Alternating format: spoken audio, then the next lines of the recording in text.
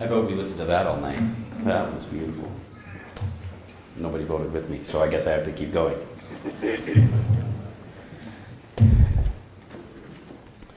It is a real honor to be invited by Priesthood Keys. Just make sure that's working. Okay, so when I walk into it like this, you have to go like this, so I know. Okay? It's a real honor to be invited by Priesthood Keys to come and speak to you tonight. I want you to know that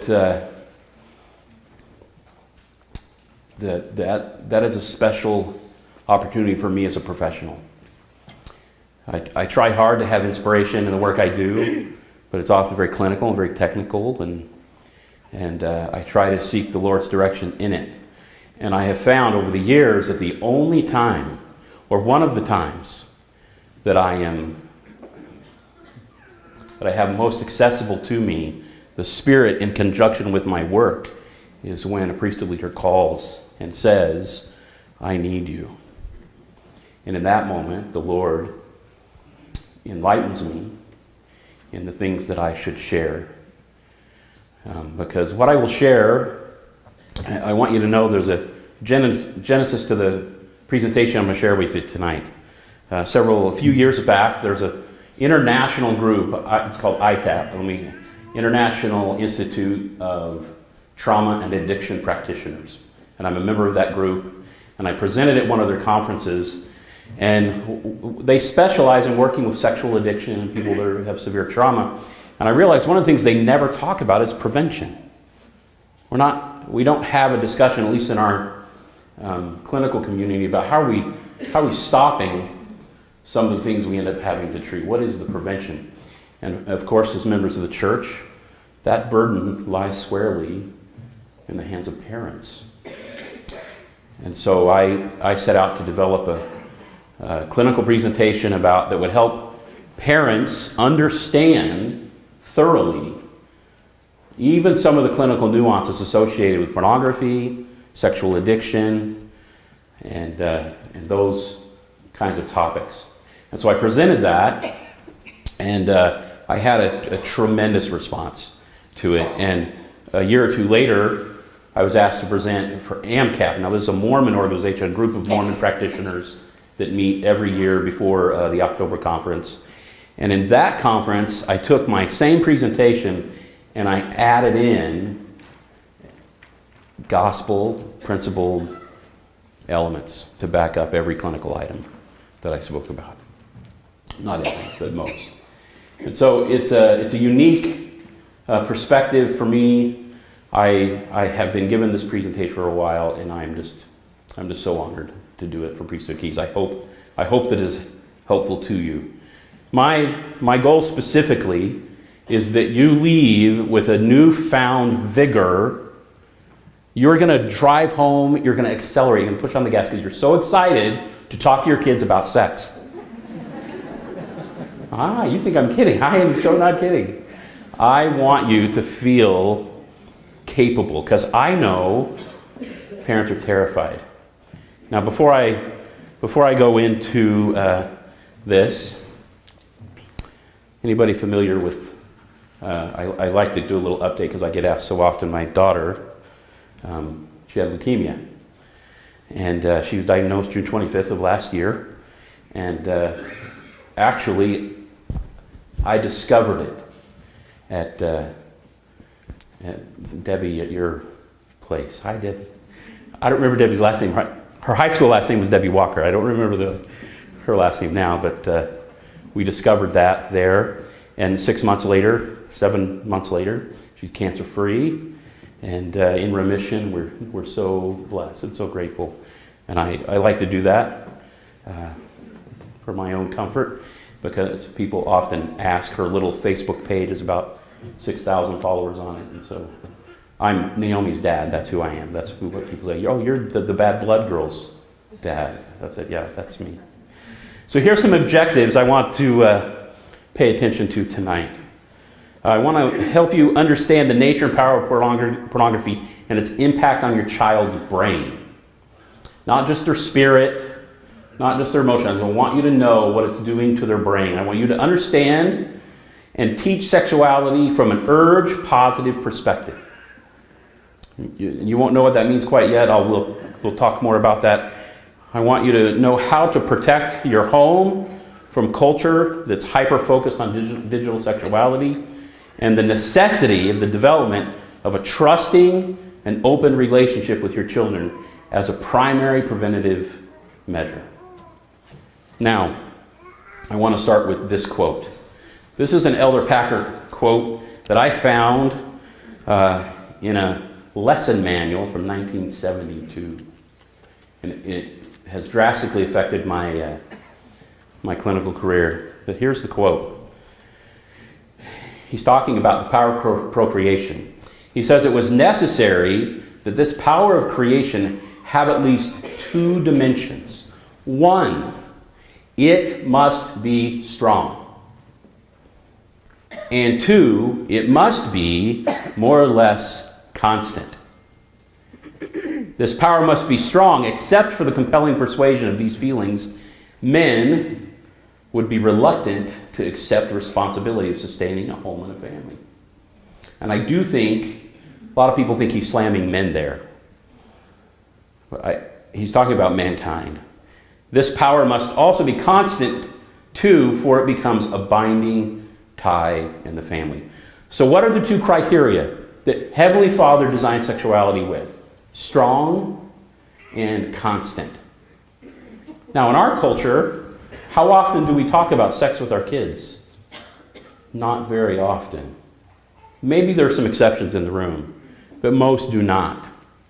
But your kids are walking around, especially your teenagers, with an urge that is God-given and designed to be strong and constant. Yet we talk about it very, very little.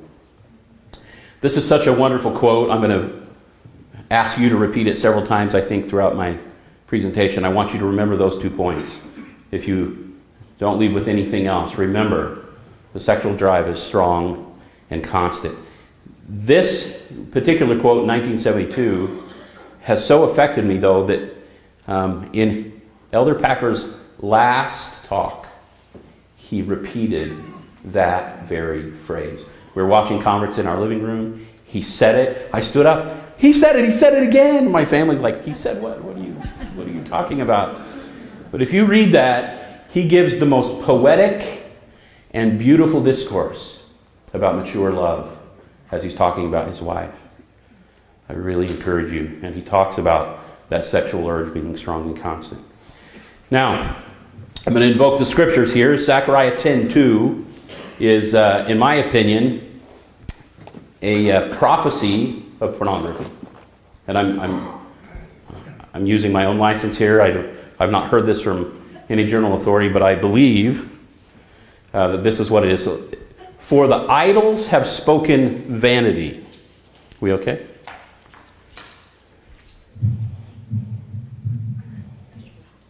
Scoot it over. How's that? Is that better? Was I in the way a lot? Okay, thank you. Thank you. Thank you. She was whispering, so good. Okay. For the idols have spoken vanity. Now, not all idols were meant to be adored. But here, in Zechariah, they're talking about an idol specifically designed for vanity, to be looked at. And the diviners, the makers, have seen a lie and have told false dreams. If you know anything about sexual addiction, and you understand the nature of fantasy and how it works with sexuality, these false dreams, they comfort in vain. We might say they comfort temporarily. They comfort to no end. They comfort in vain. Therefore, they went their way as a flock, and they were troubled because there was no shepherd. I believe that we are coming out of a generation that did not talk about sexuality. And while in that time, that may have been sufficient, but now our Achilles heel is that we don't talk about it, and we live in a world flooded with digital sexuality. so that it must be talked about. And it's hurting us. There was a professor, an economics professor by the name of Francis Edelman, who did a study in the Journal of Economic Perspectives. He asked all of the top pornography producers in North America, most of them are ironically in Canada and in the Bay Area. He asked them if they would give him download rates per zip code. They all agreed. They said no names, but download rates per zip code. What state do you think was at the top of the list? Yeah. Now, the top 4 or 5 states were not far apart, but guess where the other ones were? Guess what number 2 was? Alabama. What's unique about Alabama? Bible Belt, right? So I went on my mission to South Carolina. Those people love the Lord. They are devout. The third ranking states were in the Minnesota area. What's unique about that area? Strong Protestants, right? Methodists, Episcopalians, very, very. And if you look at our country, these are the 3 religious strongholds in the country. Utah, the South, Northern Midwest, right? So it tells us that this particular plague is uniquely designed for us. It's our Achilles heel. Satan knows something. If you open up the clinical manual, Clinical Management of Sexual Addiction, Chapter 1, who are the people most likely to susceptible to sexual addiction? People with rigid views about sexuality, people with strong religious beliefs. We are more susceptible. And so, we've had this flood of sexuality, but no shepherd. Parents not shepherding, not talking about sexuality. Scared, uncomfortable, unsure what to do, what to say. So we have to become shepherds of sexuality because it must be protected. It must be guided. We have to watch. We have to guard it. We have to guide it. We have to point it in a correct direction. Who knows where this picture was taken? A famous barbershop here in Mesa. Joe's, yes, Joe's Barbershop. I've been going to Joe's since I was 11 years old. We moved to the Valley, and my dad took me to Joe's to get a haircut. I still go to Joe's. I live in Queen Creek. When I'm in town, my office is here, I'll go down to Joe's. But I keep going back to Joe's. The smell, the traditional barbershop, something wonderful about that. Why do you think I show you this? I'm showing you this to demonstrate that patterns that we learn in our childhood and adolescence, especially sexual patterns, stick with us. There's an imprinting period during the early stage of development that if I have excessive sexual experiences, that those patterns are likely to prevail, especially if they go dormant, where nobody talks about them. We pretend they're not there. I hide them well, and they're just not talked about. Now, every individual, male and female, has a story about how they discovered sexuality. Every one of you could tell that story, but none of us do. I'm going to tell you mine. Oh, everybody got really scared right there. But I am. Now, when I was a little boy, we lived in a farmhouse, right, back in Missouri. And like every young man and every young woman, I got sexually curious. And I didn't have Google, of course, but I went to Encyclopedia Britannica. Now, that's not the Britannica, that's an image I found of encyclopedias because nobody has encyclopedias anymore, right? And I found the S, and I looked around, pulled the book out, and I looked up sex. And what I got was 4 or 5 paragraphs on sexual reproduction, right? C, with a footnote, C, anatomy. Oh, S back, go to A. And what did I find in A? Cellophane overlays, right? Doctoral, very clinical, here's the reproductive system. And the last picture is kind of a cartoonish, real body image. And then the anatomy, the overlays. And it was thrilling. I was amazed. And I put the A back in, made sure nobody could see a gap between the other books. Oh, I had an education. Now today, doesn't happen that way. Where does somebody go if they're curious? Google, right? And what are they going to do? Are they going to look for something horrible? No, they're going to do the same thing I did. They're going to type the word. Ah, good, you can't say it. I'm so happy. They're going to type the word sex, and what are they going to get? Yeah, not what I got. They're going to get something very, very different. I'm going to share a little experience with you. This is about my son. He came to me about 11, and he said, "Hey, Dad, I need to talk to you." I'm like, "What's up?" No. In the office. I'm like, "Oh, in the office." So we go in the office, and he says, "Dad, you know how Mom changes the channel when something sexy comes on?" And I was impressed with this appropriate use of the word sexy at his age. And I said, "Yeah, I know how Mom does that." He said, "Well, the other day I was watching TV, and something sexy came on, and I picked up the remote to change it, and I didn't change it. I watched it, and I liked it." And his head went down. And he said, "I think I'm addicted to calligraphy." He didn't even know the right word, you see. So I had this image of him writing and not being able to stop. But that image went away pretty quickly, because I said, "Oh, you mean pornography?" "Yeah, I think I'm addicted to pornography." So we had a wonderful conversation about what pornography was and about what he was feeling. This was an affirmative conversation. It was a conversation where I assured him the feelings he was having were coming from Heavenly Father, not from Satan. They were positive. They were intended to signal in his body his desire for connection and closeness.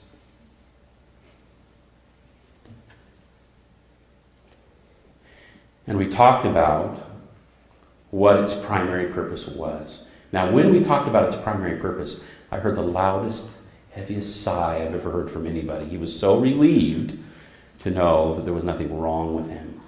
Then we talked about, what are the boundaries? How far do we go? What is that like? Because I made sure he knew these feelings were not going away. They are strong and they are constant. And they are here to stay. What are we going to do about them? So you can imagine this flood of digital technology into our lives. Most households now have between 4 and 7 devices where they can access full internet. So there's a tidal wave coming, and it's an interesting perspective. This is a quote by Patrick Carnes. He is the foremost researcher on sexual addiction. And here's what he says. He says, "There is a tsunami coming. We are 100 years from understanding what we are dealing with regarding the influence and impact of cybersex on mankind." Now, he's not saying we're 100 years away from it really being here. He's saying the effect, it is so changing sexuality that we are not clear what that change is going to look like. It's changing behavior. It's changing interest. It's changing our brains. And this tsunami is coming. It's affecting us greatly. So he's talking about this digital tsunami. Let me put that in perspective for you a little bit, what the internet has done. For example, when the telephone came out, it took 75 years for the telephone to reach 50 million people. The radio took 38 years. TV took 13 years. Internet hits took the internet 4 years to reach 50 million people. Facebook took 3.5. iPods took 3 years to reach 50 million people. AOL took 2.5. And that little game, Draw Something. Anybody play that game? That's a fun game. It's like Pictionary, but you send a word to a friend, or a picture to a friend, they have to guess what it is, and then you do one, you send it back and forth. That game took 50 days to reach 50 million users. Angry Birds. How many play Angry Birds? Oh, come on. That's a Mormon game. It's totally clean, right? Yeah, I love Angry Birds. 35 days to reach 50 million users. You know what they didn't measure was when you hear on the news about a celebrity whose nude pictures were exposed, how many people go and Google, how many men go Google that and search, how long does that take to hit 50 million people? I guarantee you it doesn't take 35 days. So you see what kind of accessibility and what accessibility is doing to this issue. Now I want you to know, in the history of addiction, accessibility is always the issue that spurs addiction rates in a culture. For example, let's talk about alcohol. When alcohol was kind of a new thing, I guess that's not new, but in the early stages, natural alcohol, when they would make it, was only 6 to 7% alcohol.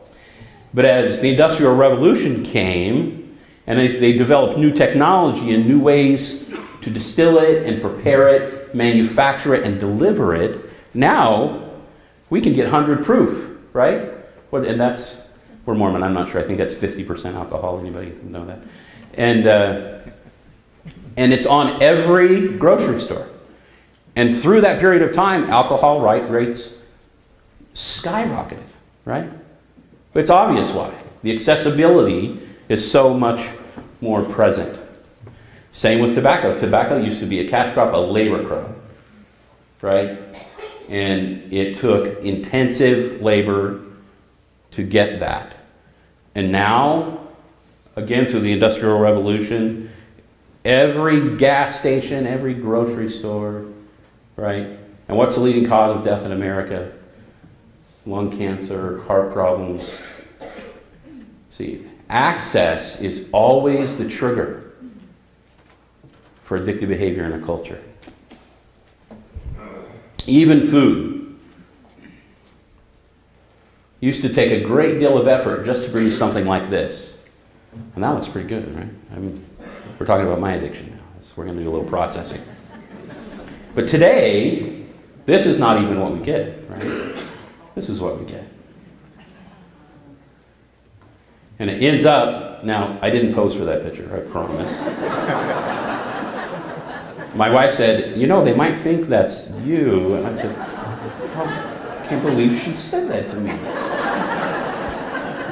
Well, if it fits, right? And it's why America looks like this. And it's why 3/4 of Americans are obese, half are overweight. And we have a food addiction. Used to be, when we needed something, we made it. We found raw materials, we developed it. And now, we just go to the mall. Or my favorite, we just look it up and order it online. And my real favorite is Amazon, and we just have it delivered, right? So these same access principles are completely true with pornography. It is infiltrating our homes and our culture. Now that when I work with a cohort group, when I work with individuals between 35, maybe 38 and 18 that are sexual addicts, 85% of them started their addiction with pornography provided by their parents. Now, what am I talking about? I'm not talking about the parents bought pornography for them. What I'm telling you is that the parents got open internet and did nothing to filter, nothing to guard or guide, nothing to shepherd. No conversations about sex, no protection. But why did they do that? Most of the time it's because they didn't know. They didn't know that's what they were doing. They didn't know that in 2006 when they bought their child an iTouch, that meant they had full-blown internet in their bedroom. They didn't know that. They didn't realize. So I'm not trying to make you feel bad. I want you to understand why we are where we're at, the plague that we're in, and what we have to do about it. Now, I want you to understand first two distinct principles about pornography. That the makers, remember in Zechariah, the diviners, the makers know these things about pornography, and there's two principles that I want to explain to you. And this is what the tsunami looks like. I'm just making sure my slides are working. Can you see this okay? Okay. The two principles are novelty and supernormal stimulant. Now here's why novelty is so critical. This is Imre Duzel from the Institute of Cognitive Neuroscience. He says, when we see something new, we see that it has potential for rewarding us in some way. This potential that lies in new things motivates us to explore our environment for rewards. The brain learns that the stimulants, once familiar, has no reward associated with it, and so it loses its potential. For this reason, only completely new objects activate the midbrain area and increase our levels of dopamine. So right across the top of your brain, right here, that midbrain area is highly responsive to new stimulus. Anything new. Now, this is a good thing. It's how we learn, right? Little kids learn colors. You show them green. They won't understand green until they have something to discriminate it against. They must also have yellow and blue. And that novelty helps them begin to categorize and understand. So our brain is designed to seek novelty and new stimulus. Okay? Let me further explain how this relates to sexuality. Several researchers have done these kinds of studies where they expose individuals to nude images. Now, I don't obviously do that kind of research, but the research is out there and I refer to it. And in the exposure, they measure arousal. And what do you think they found? Exposure to a single image, one image. What they discovered was that arousal would go up, and within 45 seconds to a minute, it would come down. So that doesn't seem that harmful, right? Did my slide work? Okay, always checking. The problem is, that's not the experience we get in pornography. What do we do in pornography? We see a new image. What do you think happens to an individual that's looking at pornography when, within 45 seconds, the energy starts to drop? What do? Right? They click on a new image. And what does their midbrain provide for them? Completely new stimulus, because it's a brand new image. And so, this novelty issue, a lot of individuals, especially religious individuals like us, think that nudity is the problem with pornography. It is not the problem. The problem is novelty and supernormal stimulant, which I'm going to talk about next. I want you to really understand that. Now, nudity, this is an issue, correct? It's a modesty issue. And it does what it's supposed to do. It's enticing. But it is not a long-term enticement. It's designed to push you in a strong and constant way, and then it diminishes. If sexuality is not engaged, it goes right away. Now let's talk about supernormal stimulant. This was discovered by a wonderful Dutch biologist by the name of Nico Tinbergen. And I'm not going to read it, I'm just going to tell you what he did. Nico designed this great work where he said to his other researchers, if we can figure out what attracts one organism to another, we can trap it. And they said, well, Nico, tell us what you mean. He says, well, look at my study about butterflies. He took hundreds of butterflies and he put them in a room. And there in that room, they just lived. They did normal things. They flitted around, they mated, they ate, they lived this life that looked like a very happy butterfly life. The kind of life we would all probably like to have. I would like to have that kind of life. Not that busy, right? And then he takes a piece of paper and he draws on the paper the exact pattern of the female butterfly. But he makes it twice as big and twice as bright as any female can be. And what does he do? He puts it in the room, and what happens? Say, yeah, all the males rush to the image. Thereby doing what? Ignoring who? Right? Now tell me, are these butterflies addicts? No, they're not addicts. Are they morally flawed? Do they have low character? No. Are they undisciplined? No. They're not. What's happening to them? They're being manipulated by somebody who observed them over and over and over, trying to determine what about the female attracted them. And when he knew, he said, aha, I've got it. I'll trap him. So he draws that out, sets it out, and traps all the males. So, fabricated, exaggerated stimulus will produce an exaggerated neurologic response. Every single time. And especially new times. So when you combine supernormal stimulant and novelty, and you put them together, what do you have? Modern day pornography. This is exactly what they do.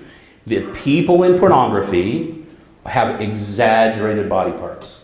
They hire and recruit individuals that have exaggerated body parts. They then instruct those individuals to engage in exaggerated sex acts. Things that don't happen in normal, healthy, loving sexuality. So that combination, we don't have an off switch for. The butterflies don't, and neither do we. And it's not coming from an evil place in us. It's a response to a manipulated stimulus designed to trap us. Now, what does that mean? It means we live in this constantly overstimulated world. But we have to recognize that it's overstimulating. We have to know that, because if we mistake it for normal, then what we would do is assume that all men aren't interested in emotional connection. Don't we already sometimes believe that? I'm here to tell you it's not true. That's a result of a compulsive sexual structure, to not be interested in emotional connection. And healthy sexuality is always the result of deep emotional closeness. So we have to know that we're living in this overstimulated environment. So what does it produce? A researcher by the name of Deutsch talks about this overstimulation sexually is separating in the brain these two experiences, intensity versus satisfaction. What happens when you drink orange juice after you've had syrup? What's it taste like? Right, it's sour, right? You have to take the pancake and wipe your tongue or something to get back to it. Well, that's what I do, at least. But you see, our tongue gets so overstimulated with sweetness that we now can't taste that subtle, sweet, refreshing taste in orange juice. All we taste is the bitter. Right? It's the same principle. Instead of neurologic, it's on the tongue. Who knows who this is? Somebody tell me. Men? Master Chief, thank you. So this is Master Chief. Famous character in one of the most famous video games ever in the world. Imagine, you've probably had this experience, moms and dads too. Your son is playing video games, and you say to them, why don't you play some checkers? They're going to be like, oh my gosh, I'd rather stick needles in my eye. Or they might say, what's checkers, right? So what's happening? You see, the constant stimulation of the video game, excessive adrenaline, constant excessive adrenaline, makes a game like checkers seem horribly boring. Painfully boring. And you know it feels painful to them because they'll fall on the ground and cry, I don't want to play checkers. Right? That's a teenager's brain in pain. Right? So, please understand this principle.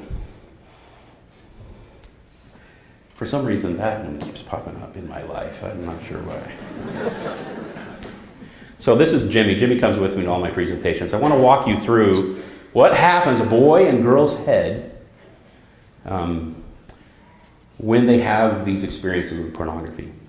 Now, let's say Jimmy's 11. He could be 10, he could be 9, could be 12, could be 14.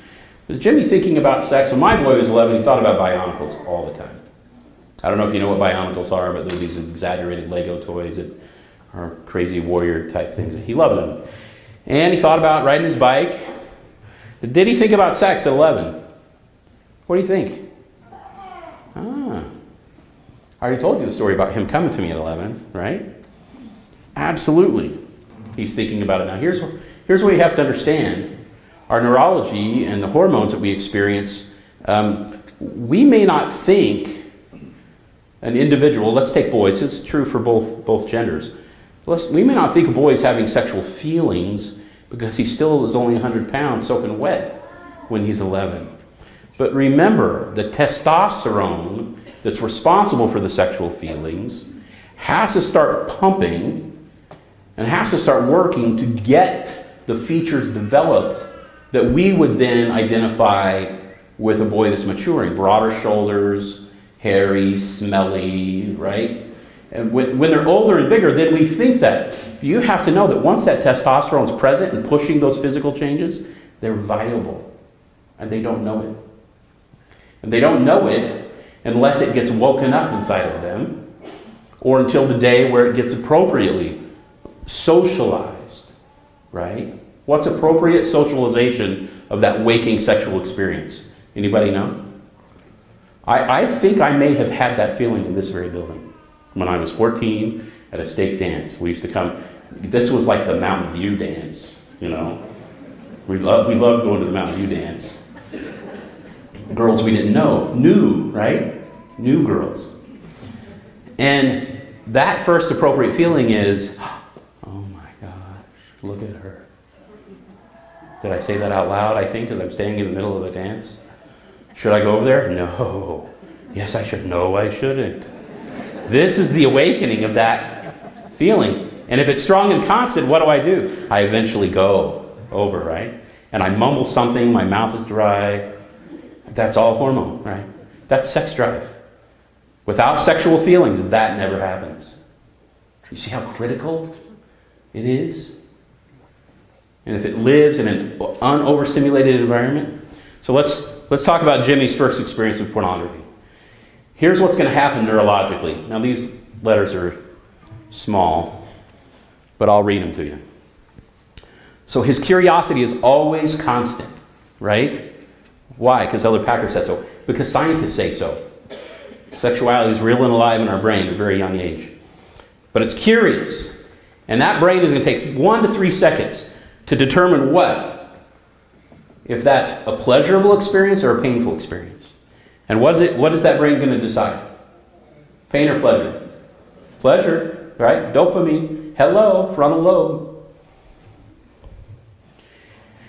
And that pleasure, those pleasure chemicals are going to flood the brain with those hormones.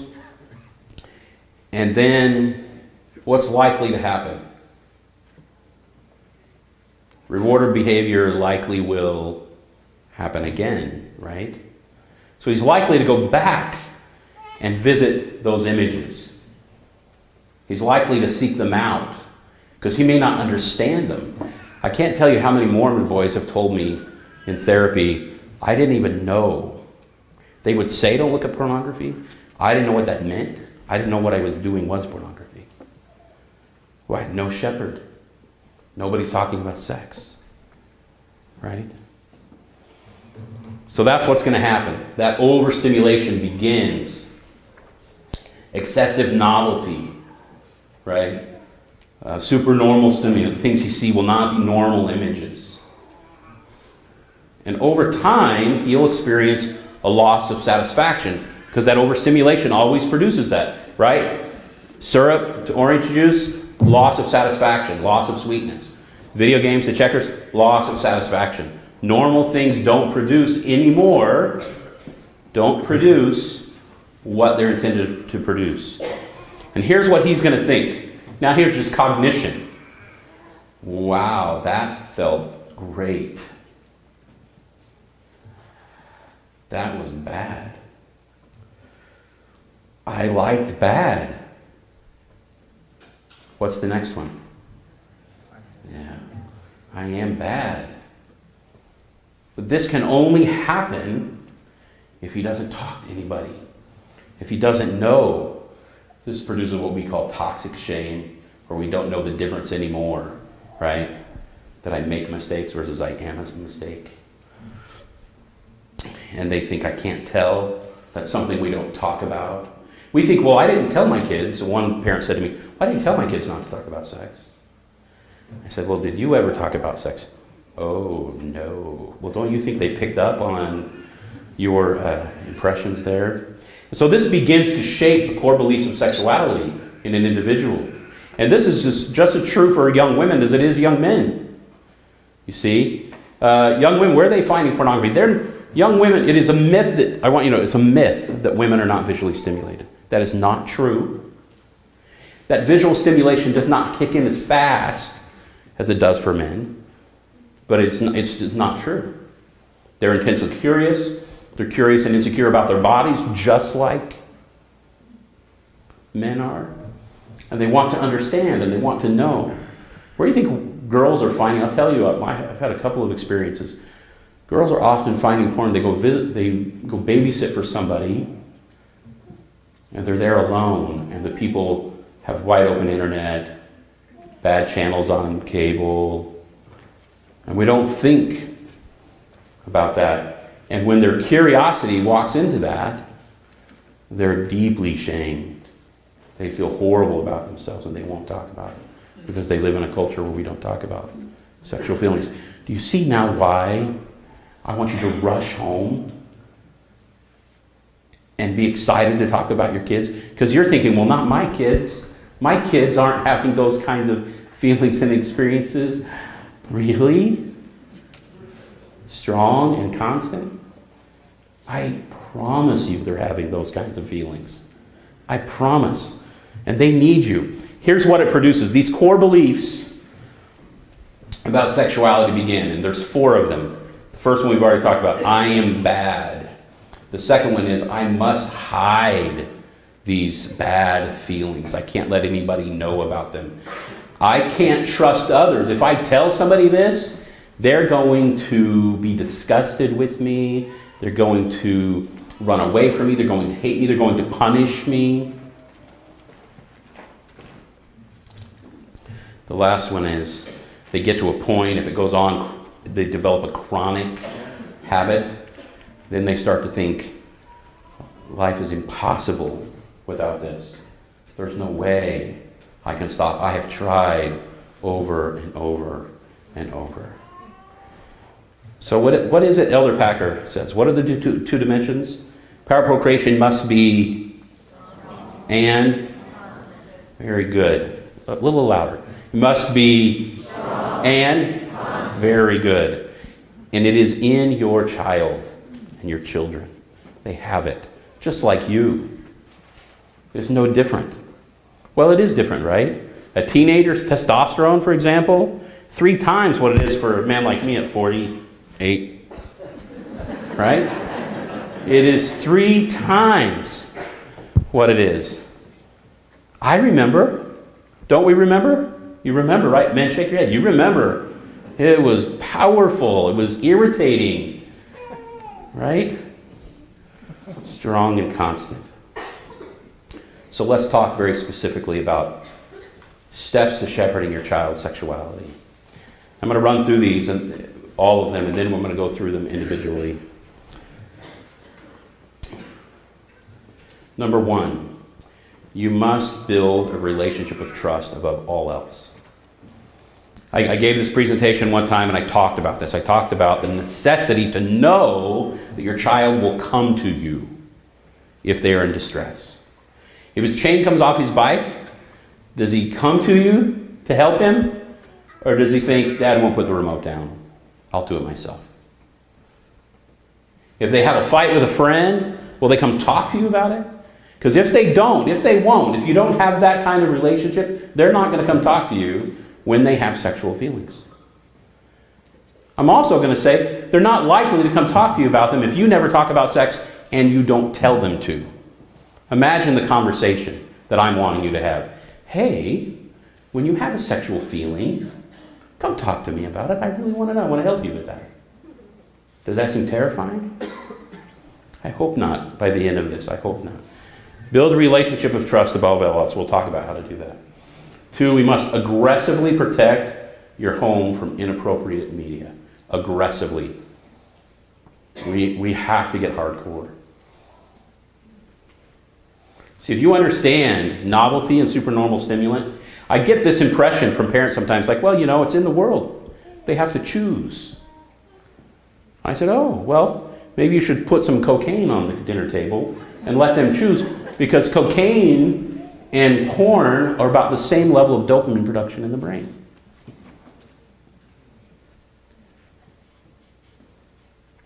It is not to be trifled with. Why don't you give your 10-year-old the keys to your car? Because he doesn't know how to manage complex emotion, complex drive. So we have to be aggressive in our protection. Number 3, teach them early, consistently progressive developmental facts about sexuality. We tend to teach what not to do.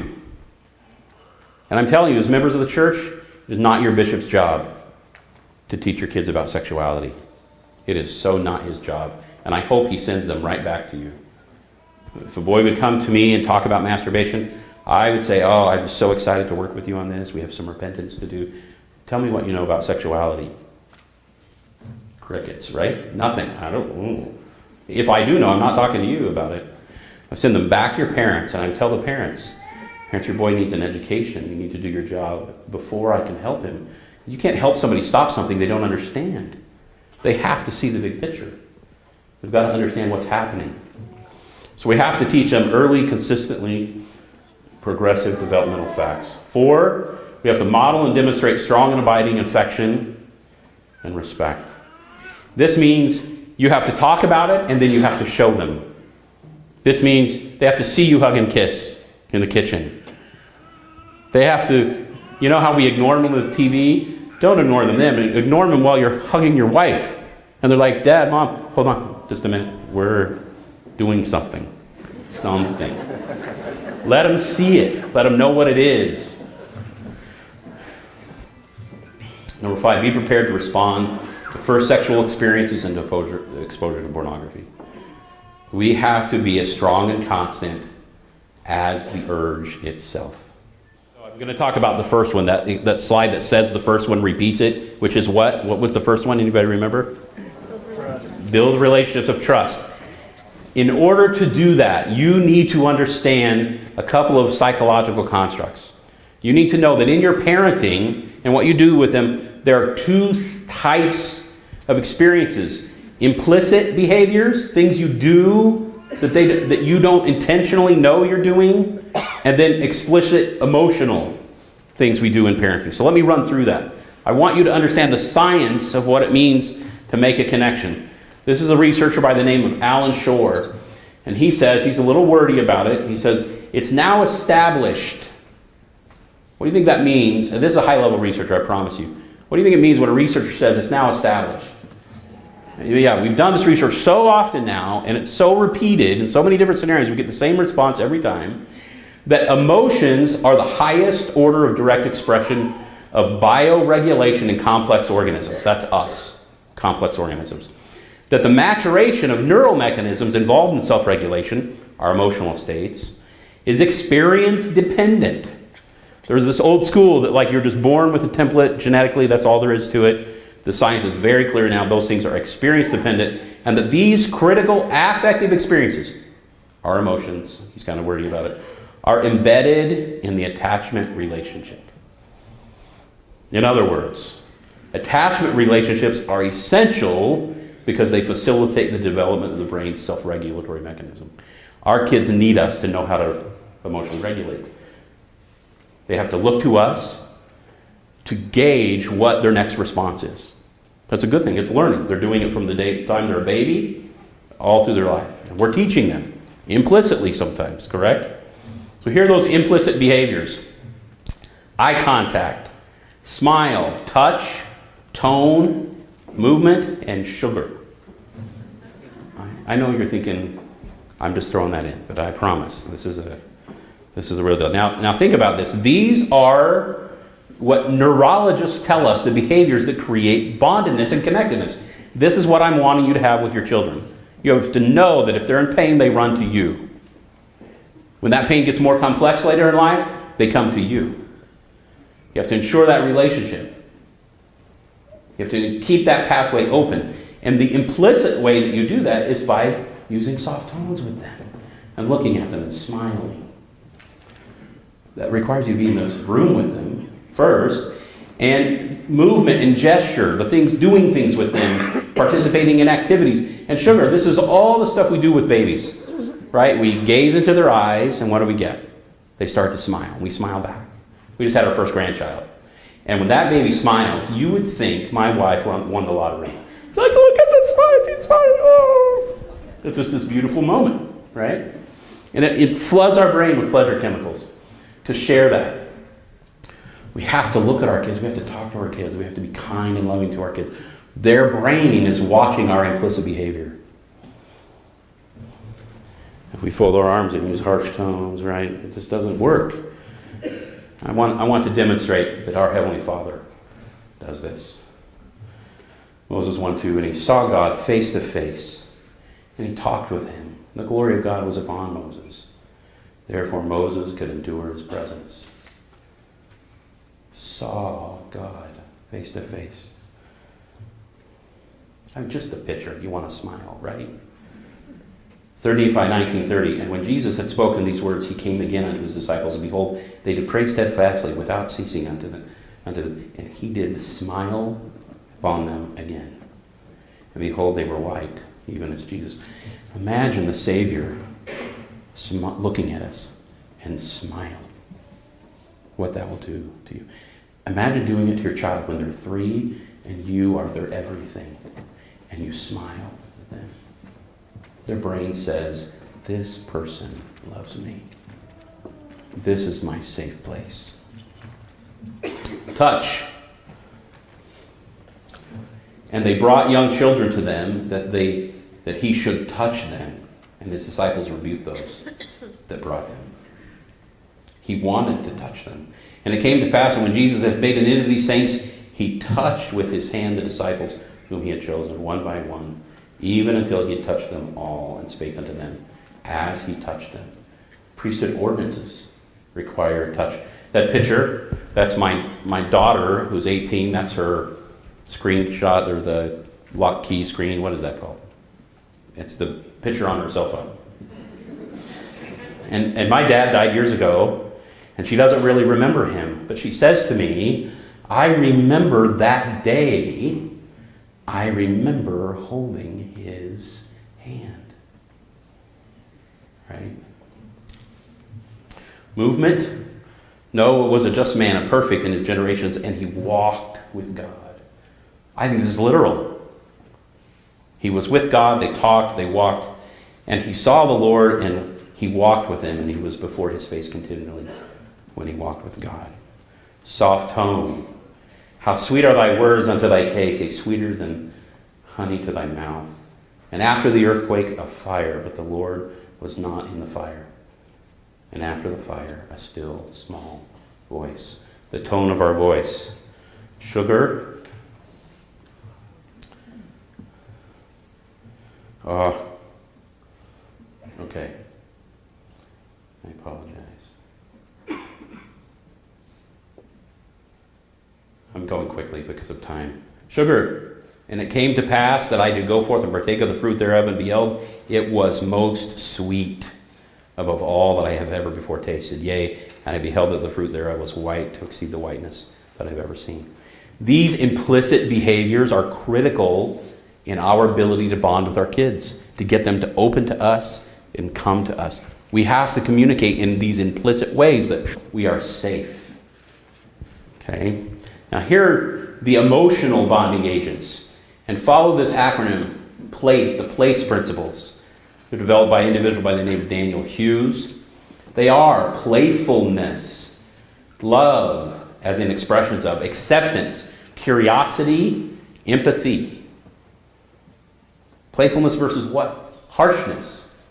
Now, these aren't implicit, you see. This is, okay, I'm home from work, I'm going to get down on the floor and play with kids. That is an explicit movement act, right? How I play with them, the tones and my eye contact, that's all implicit. And these are critical ones: playfulness, love, acceptance, curiosity, and empathy.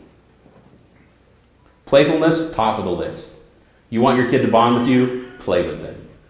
Play a game, arm wrestle. I remember my dad and I used to wrestle all the time.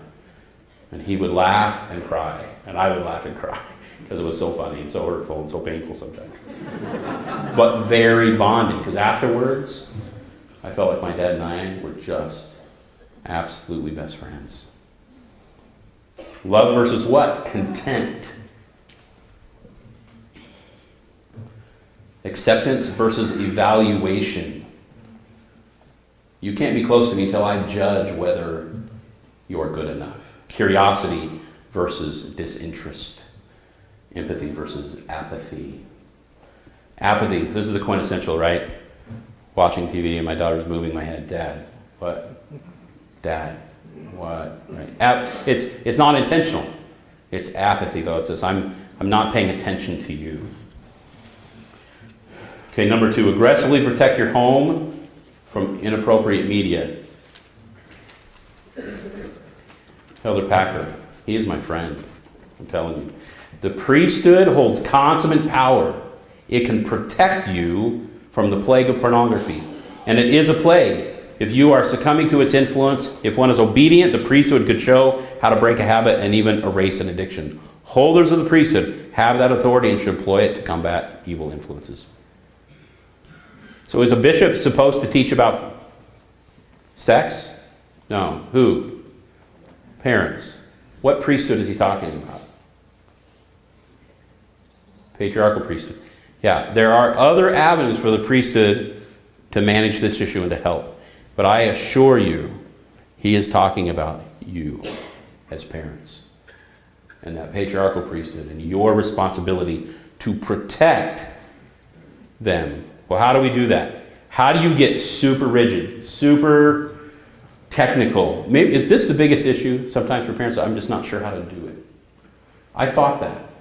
And when I was a bishop, I called 3 men that I knew had the ability. They were all technical guys. I called them as a calling. I made up the calling and said, anybody that wants help locking down their internet in their home, I want you to go help them. And then I announced to the ward, hey, you don't have to have a problem with pornography. We want you protected. We don't want to have a problem. Why do you think I was doing this? Because I talk about pornography all the time? No, because it was plaguing my ward. Half the men struggled. 3/4 of the boys. And all of them had open internet. And I thought, oh, this is going to be great. I'm going to call these guys and we're going to just help everybody. Yeah, I was very disappointed in how many people called. And I tried to reiterate, you don't have to have a problem. We want protection. We want to prevent. Very, very few people called for that help. So here's some quick steps. This is just some quick steps. You have to understand that one filter will not be enough. You have to filter at multiple levels your home. For example, before the internet gets to your house, you can use services called OpenDNS, DNS servers. These companies provide filtering for large companies, and they give this away for free. There's probably IT guys going, oh, he doesn't even know what he's talking about. You're right, I don't. I know enough to say it. But you can register your router or your computer with these DNS companies, and from then on, all internet will go through them first, and you can set the filtering ratings with them. And that's a first level of protection before it ever gets to your house. Now, DNS servers tend to be good with things that are labeled pornography and not so much things that aren't. So it's going to block official pornography websites, but may not stop stuff on Google or YouTube. But you see, it's a first line of defense, DNS servers. Next is a router. Every home has a router if you have internet now. And that router, you can buy specialty routers that will provide filtering. Now here's a second level of filtering. Then after that, you can put actual software on devices, correct?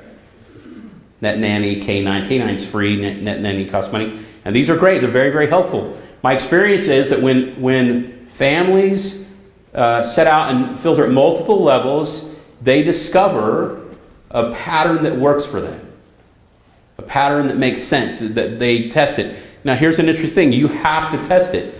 Create some settings, create some filters, and then sit down with your wife and say, okay, what would our 11-year-old grandson search if he was curious?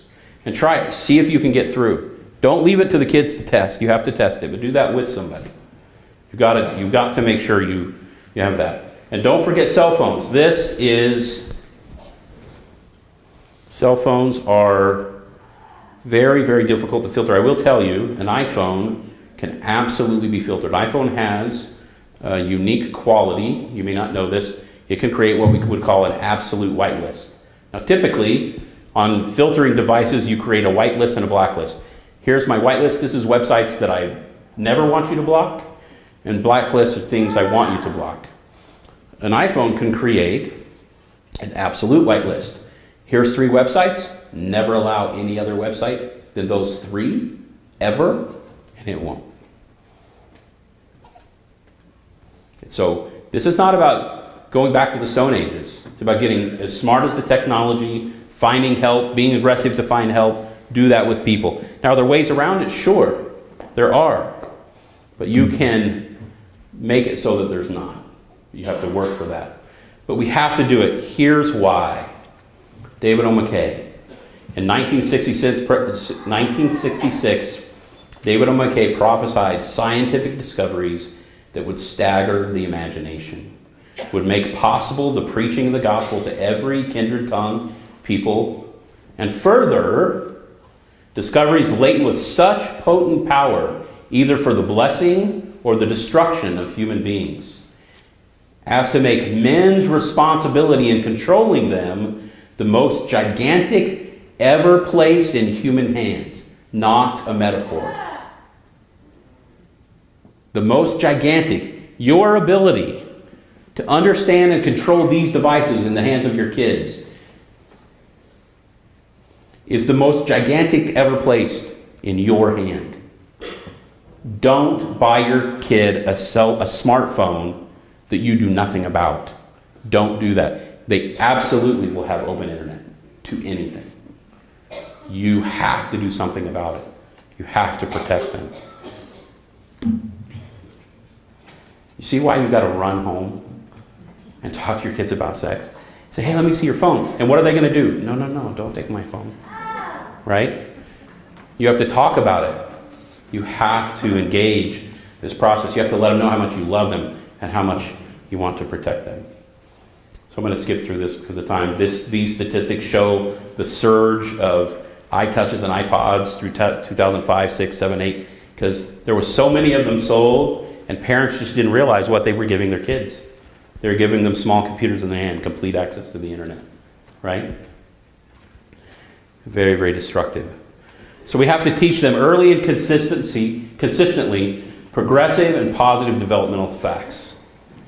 Here's one, for example. Our brain is designed to promote relationships. Specific parts of the human brain respond to emotional cues, such as face, expression, touch. We talked about that, right? And more important, allow us to get pleasure from positive human interactions. The systems in the brain that mediate pleasure appear to be closely related to the systems that mediate emotional relationship. Our brain is designed to seek out people and to be pleasured by them in emotional ways. I tell this story that my daughter, the one that had cancer, when she was 6, she was sitting on my desk, and we were on my computer on Facebook chatting with a cousin in Utah. And when we got done, there wasn't a lot of, Facebook can sometimes have lots of images. There wasn't a lot of images.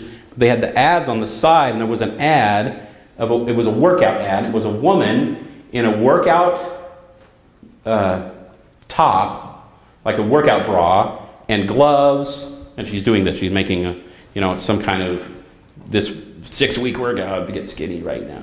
For you, Dan Oaks, you need that. That's what it was about. And my 6-year-old daughter, looking at the screen, says, "Ooh, Dad, click that." Right? Why? Just because of this simple principle. that our brain is designed to seek out humans, other humans, especially ones that are backlit and with an image is focused on them. Spencer W. Kimball, there is nothing unholy or degrading about sexuality in itself, for by that means men and women join in a process of creation and in an expression of love. So this idea that we're trying to make this a positive experience, we want to arm you with the language to help you talk about it in a positive way with your youth. And we have to correct sometimes this basic sense of urge negative that's in our culture. We believe that if you get that urge, push that away. Get rid of that. Well, let's talk about urges for a second. I really want you to understand this. This urge negative view has to be changed because where do urges come from? They come from our body when our body has specific needs. If I'm cold, I go get a blanket. If I'm thirsty, I get a drink. And my brain doesn't have to track it. I don't have to label it. I don't have to write it down. My body just tells me. This is a fundamental act of self-care. My body will take care of me. And when I get that urge, it should. However, if I'm taught that that urge is bad, what's going to happen? What am I going to do? I'm going to hide it. I'm going to pull it in, right? And then that urge will get bigger. Why? Because the need went unmet. Right? I want to walk through this example. Let's take hunger, for example. What's the legitimate need the body has that gives us the hunger urge? What is that? What are we? Nutrients? What the nutrients going to give us? Energy. Our body needs energy. We don't have to think about it. Our body will make us hungry. If somebody tells me, ooh, hunger's bad, what's going to happen? I'm going to not eat. And will my need for energy get resolved? No. And that urge will get bigger. Did the urge get bigger just because of the urge? It got bigger because of shame. So as soon as we implement shame to an urge, the urge gets bigger. So when we get a sexual urge, what's the body need? What's the legitimate need? Connection. The sexual urge triggers the body's awareness to its need for connection. So it drives us to other. Closeness.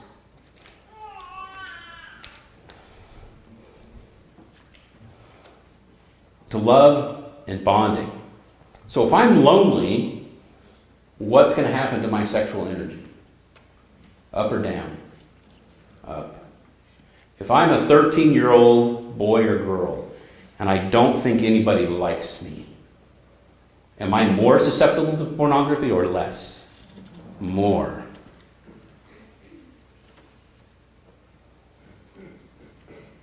I'll tell you, I have one of these. I have kids that are vastly social. I have one or two, not so much. They want to stay at home with mom and dad. We're like, go find a friend, go have some fun, very lonely. And it's those junior high teenage years, very difficult sometimes. But when we begin to teach solidly the sexual urge signals the need for connection, the next piece that you need to know is that any connection will regulate it. Closeness in general. If they come and talk to you and say, whoa, how come everything seems so sexual today? And we're like, oh, because strong and constant. Come talk to us. We love you. Tell us about what you're feeling. Right? It's so preventable. You know, people always say, I wish I had a book for parenting. Well, if you're Mormon, guess what? You've got one.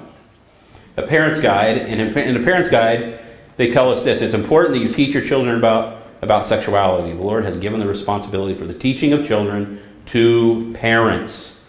And this is one area where children need accurate and morally correct information. Now look at the chapter. Can you see the small print at the bottom? 4 to 11. This is when they want you to start doing this. I say 8. So now in the context of an urge-positive view of sex, then we teach them progressive developmental facts. When they believe their sexual urges are not their enemy, they understand what the purpose is and they're getting good developmental information, they're going to come talk to you when they have issues. And it's a wonderful experience. You might be a little scared, but it's okay. You understand. You'll be able to do it. I'm running out of time. So here's a rough sketch of when and how you might talk to your kids about sexuality. 5 years old, you start talking about those themes, good touch, bad touch. You want to help them feel protected. If they're out in the community a lot and they go to school, they need to understand those things. They won't totally understand them. They just understand and trust you. That people don't touch them in those places. Right? At about 8-ish, they need to know everything. Just the facts, though. They need to know where babies come from. This is not a scary thing. Think about it. 50, 100 years ago, 85% of the population were agrarian and they lived on farms. And living on a farm, you know where babies come from. Right? You have animals. It's not anything that's not understandable. It's totally understandable. And they need to know. And now 8, they may not grasp every detail. But what you're setting up is, we are the source. We know it all. Make it big. Our kids would tell our other kids, the younger kids, 8, you're turning 8, you're going to get the talk. The talk? What's the talk? I don't know about the, do I want the talk? I don't know. But we would lay it all out. And not all of them got every detail. Some did. We're a little horrified at first. But in this appropriate setting, husband and wife together. Don't give that to your spouse like, oh, you do that. No, no, no. You do it together. Imagine what you're teaching them. At 11, it's about what's happening to me. It's a puberty prep. Strong and constant. This is real. It's going to happen. These feelings aren't going away. Let's talk about them when they're here. This is the stage where kids begin to think, oh, push it away? Okay, so if I'm good, I won't have those feelings. That's what they think. If I'm good, they won't be there. Well, that's a setup. That's a total setup. 13, we start really understanding that sexual feelings are a need for connection. Because at this age, they're really starting to socialize and disconnect from parents a little bit. That's a good thing. They need to do it. And that drive is sending them to the dances. They're getting scared to talk to that girl or boy. They dance for the first time. And they're giddy. And that socialization is working. And the sex drive is making it happen. At 16, we just talk about dating, hanging out, boundaries, what appropriate supervision is and isn't. We have to focus on development and not just on themes of morality. I'm not talking about those moral themes tonight. I am confident that the brethren and your priesthood leaders have taught you and you know how to talk about those themes. You know the law of chastity and you know how to teach it. This is everything else you have to additionally teach. You have to talk regularly and positively about about feelings, sexual feelings, maybe even monthly. And use your gut. The Lord will tell you when it's important. If you see your kid lonely and isolating a lot and on media a lot, they're at high risk. You know that. Have a conversation. Protect them. Make them socialize with you even. Okay, I'm running out of time. I'm gonna jump ahead. This is number 4 is model and demonstrate strong and abiding affection and love. This one is critical. And I'm gonna shut this off, and I know we had 5, but I don't want to take you past 8:30. That's way too long. I'm going to tell you a little story. One day, my daughter's boyfriend was over at the house. She wasn't there yet. She was still at work. I was his bishop, and I was laying on a couch watching a football game, and he's on the next couch over there, sitting there, and we're chatting a little bit in between the plays. My wife's right there in the kitchen. And my wife says something like, I need a cup of flour, a cup of sugar or something. And I said, I need a cup of Shannon. Her name is Shannon, right? And she trots around the island into the living room, And she jumps right on top of me, you know, and we canoodle a little bit and kiss and hug. And I look over at that boyfriend, and he's shrinking down into the couch. Right? Here's what I thought. He's about to leave on a mission. And I said, "It's okay with me, Elder. You watch this." I didn't say it, I thought it. "You watch this. Because if you come home and want to marry my daughter, I want to know that you know what real, mature love looks like." Brothers and sisters, we are at a critical time in the sexual development of our culture and our children. Pornography is drastically affecting